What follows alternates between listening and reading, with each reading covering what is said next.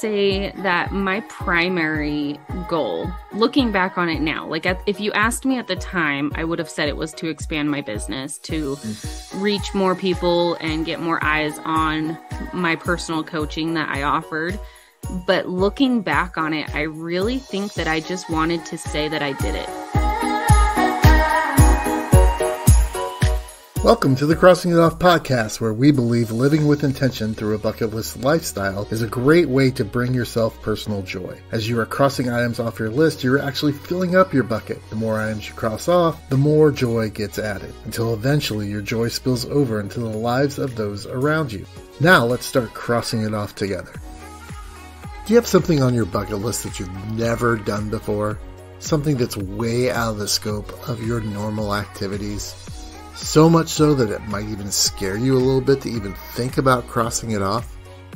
Our bucket list storyteller today has done just that, with some pretty positive outcomes. So let me introduce you to Lynsey Mahoskey. Describes herself as encouraging, confident, unapologetic, and authentic. Lynsey, thanks for being here. Yeah, absolutely. Thanks for having me. Yeah, so tell everybody, what did you cross off your list? So I hosted a one-of-a-kind in-person women's event. So let's start off, what was it that makes this event that you put on different than what do you think other events are like? So when my whole life, I've always wanted a big community of people around me. And I have a December birthday. So birthday parties were not really a thing my entire life. But I always wanted to host some kind of big event that, a bunch of women can come together and, support each other, lean on each other. And it's always been one of those things that was in the back of my mind until last year when I decided to bring it to life. And it was really important to me that this event was unlike any other. So it wasn't a retreat or a conference. It wasn't, any of those typical business summits or anything that you see. I wanted something that was completely unique and of its own. And so I built that from the ground up. Okay, so describe what some of those elements are for your event that you feel make it different than some of the things that you mentioned earlier. Absolutely. So one of the biggest things is community aspect. So I always make sure that there's plenty of time for people to get to know each other. The before, during, after, there's time where people can mingle and get to know each other's stories, things like that. And I had a big catered dinner. So we paused the speakers to eat, have dinner, mingle, and then we went back to the speakers. But the speakers that I chose were they fit into everybody's lifestyle that could be there, from whether you were in a later stage of your life or you're just becoming into your own adulthood, anywhere in between.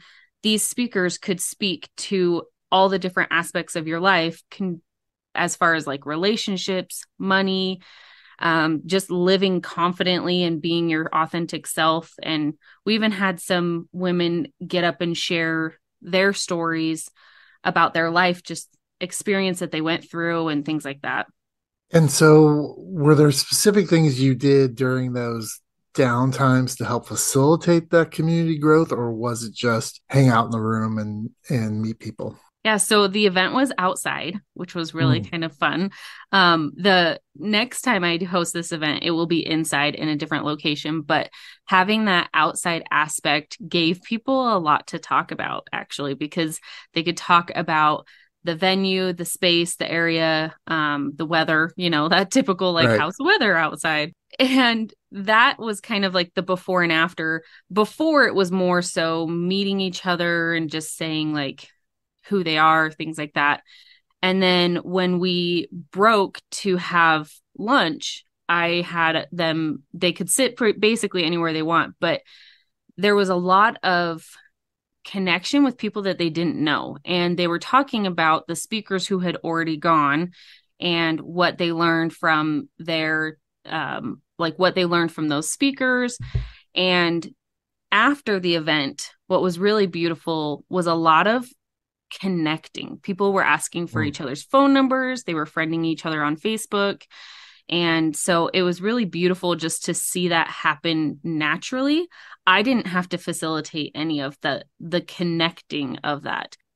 Where did the women come from? What was the drawing factor for them all? You said there was a lot of mixture of people and that the speakers were mixed to be able to connect with a lot of different people.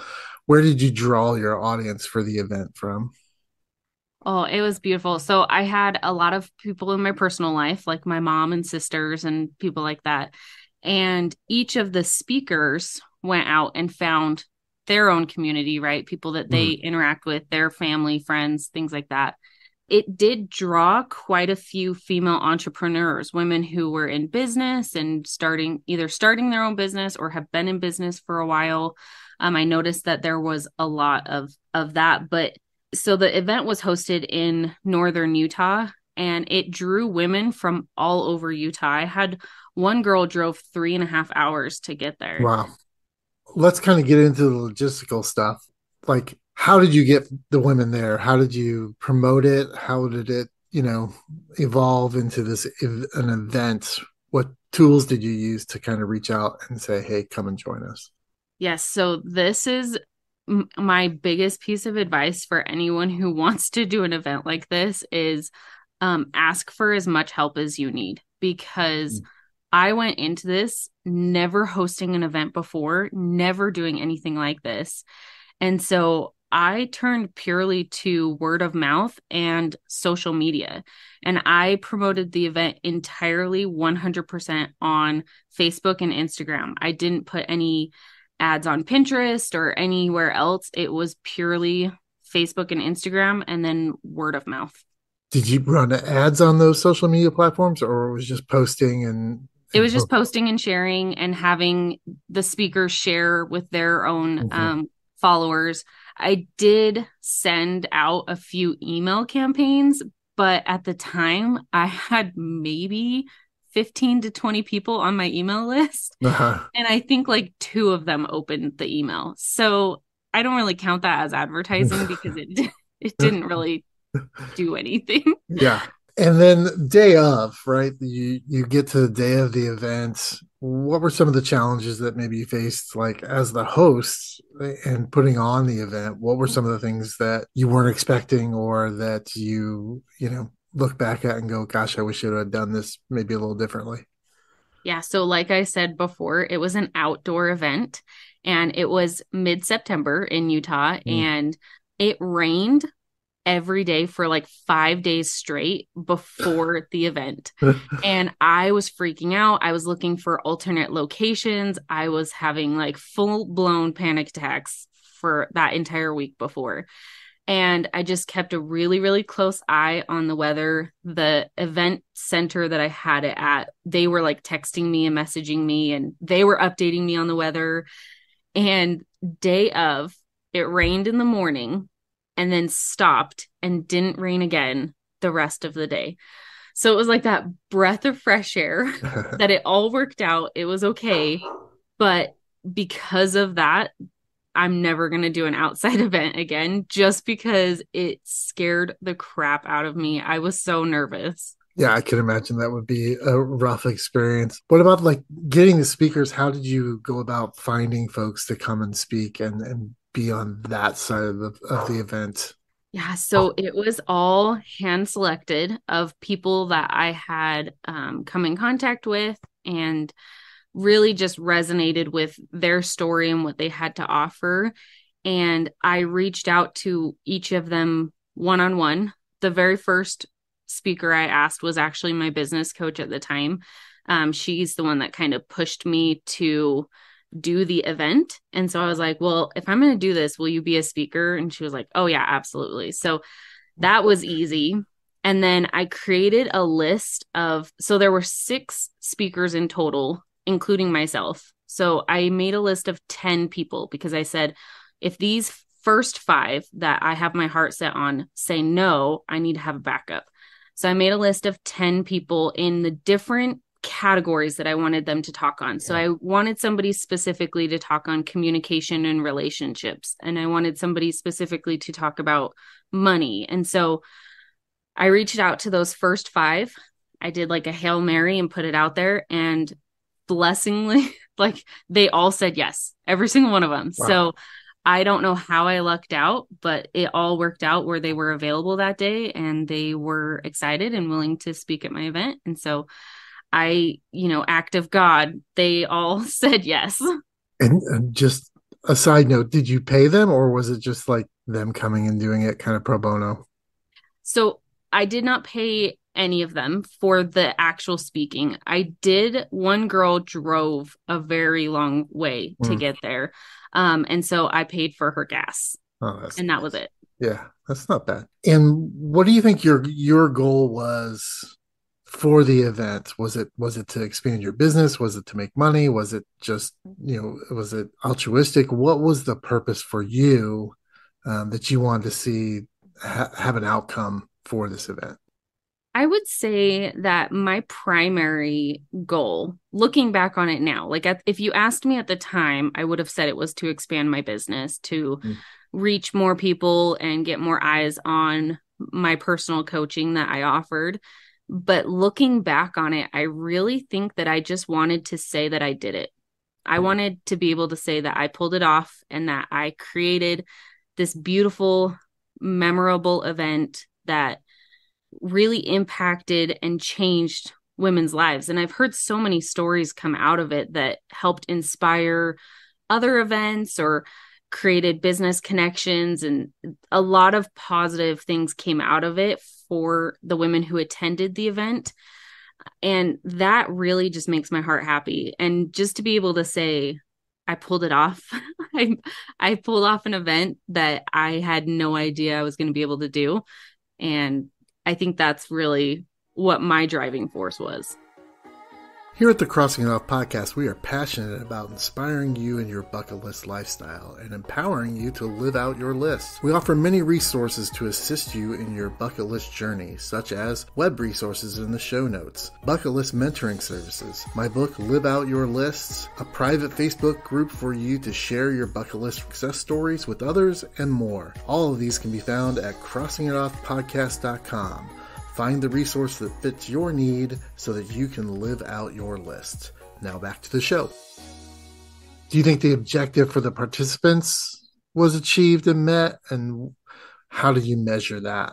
You talked about it a little bit, but go into that a little bit deeper. Absolutely. So I wish I would have measured it a little bit differently. I Mm. wish that I would have done maybe a survey after and just asked people what their opinions were, their biggest takeaways, things like that. But alas, I did not. However, just talking to women who attended the event, and seeing the positive impact that it had on their lives, my goal for them as participants was to feel included, to boost their confidence, to give them the encouragement that they needed in those aspects of their lives. So the whole event was centered around the idea of confidence and clarity. So finding confidence with your money and relationships, and finding clarity in your path moving forward, or just your life in general. And that's why I think it attracted a lot of business owners, is because business owners want that accountability. They want to know what their next steps are, where they're going from here. And so, in talking to those women and the women who were inspired to host their own events or start the business, those kind of things came out of the event that I wish I would have had a way to document after. Mm. Yeah. So many times when we have a bucket list, we cross an item off and then we move on to the next one, right? So for me, I walked the Camino de Santiago, and 790 kilometers later, I walk into the final plaza, look up at the cathedral and go, okay, what's next?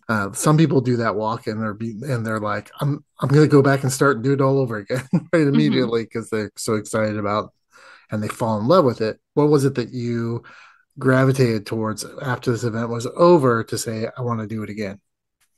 Oh, I got like a contact high from it. Just it made me feel so good facilitating it and creating that space, that I was like, I got to do this again. And I toyed around with different ideas of different ways to host events. So for example, shortly after that event, a couple months later, I did a workshop, which was more intimate, like in person. We had like pen to paper doing the work, and it didn't feel the same that the event did. And so I had a lot of women from both the workshop and the event who were unable to attend due to they didn't live in the state or Mhm. they weren't close by. And so I had a lot of requests for a virtual option, which sparked the next idea of doing the event virtually. And again, it just didn't have that like personal feel to it. So shortly after trying these other two ways, I was like, I got to go back to where what I did in the first place Mhm. and started planning my next event, because there's something so different about the in-person aspect of an event like this, where it is so community based, it is so personable. Having that in-person aspect to it is a huge game changer. So we've talked a little bit about logistical stuff, right? And maybe some of the things you learned about hosting an event. But what did Lynsey learn about Lynsey after doing this? What was something that you were transformed by that impacted you and how you live, do business, or whatever? Yeah, so I am a confidence and clarity coach for female entrepreneurs. And at the time, I had just barely started coaching. Mm. So I had just moved into this life and business coaching type world, right? And that event showed me that where I was going was the right path. And it narrowed it down even more for me, because before that, it wasn't just female entrepreneurs. I wanted to help all women, all walks of life. And so after doing that event and being inspired myself and having more clarity on where I wanted to go, it launched me into this trajectory of specifically helping female entrepreneurs with their life and their business. And I had a I had a rough time at the beginning of 2022, and I Mm. fell into a really bad pattern of anxiety and depression. And this was pre life coaching. I hadn't even thought of that as a career. And becoming a coach pulled me out of that. And I realized that what I needed in my life was to show up as my most authentic self and not try to be anyone else, and to fully show up confidently in my life and my business. And so I took that into the event, and it just solidified that what women need in this day and age is to feel confident in Mm. themselves, what they have to offer, and to feel like they don't have to be somebody else. Like I wanted this one of a kind event that nobody else had ever done. And I went out and I created it and proved to myself almost that it's possible. It's possible to be unique. It's possible to be yourself. And the right people will gravitate to you when you show up authentically. And that's where the true magic in business growth happens, is when you're being your authentic self. Yeah, it's so hard today in in our world of the internet to be authentic anymore. It just shocks me and surprises me when you can literally buy anything to help boost your business, whether it be likes, followers, Yeah, reviews, or whatever. It's so easy not to be authentic. So I applaud you for that for sure. Uh, exactly. it takes a lot of guts to not take the shortcuts and to do it authentically. It just really does. Well, exactly. And I always say, you can Google strategy. You can get free help on the internet, and you can even get word for word copy and paste what to say that worked for somebody else. But if you're not being your authentic self, it's not going to work for you in your business. Yeah, exactly.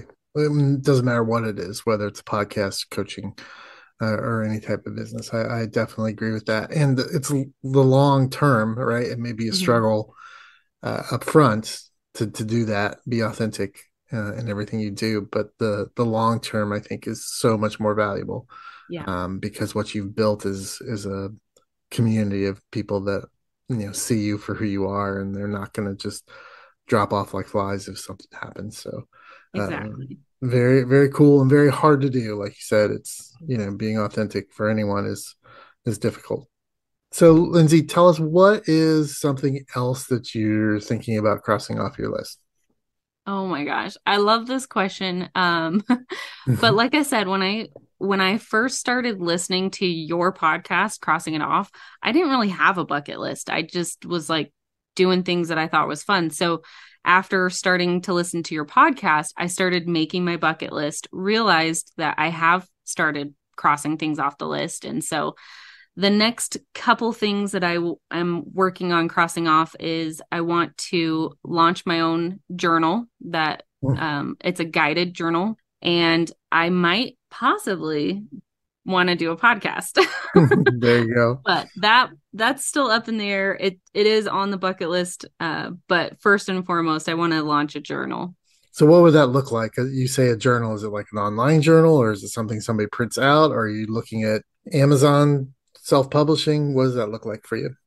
Yeah, so it's going to be a physical guided journal. It'll be available on my website and on Amazon. So you can purchase it, it'll get shipped to you, and then you'll have this physical journal because I really believe in writing it down, putting pen to Hmm. paper, and getting the thoughts, ideas, all your woes out of your head and onto paper helps you see things a lot more clear, and you can assess it easier from there. So I'm a big advocate for journaling. And so I was like, well, why don't I just make my own?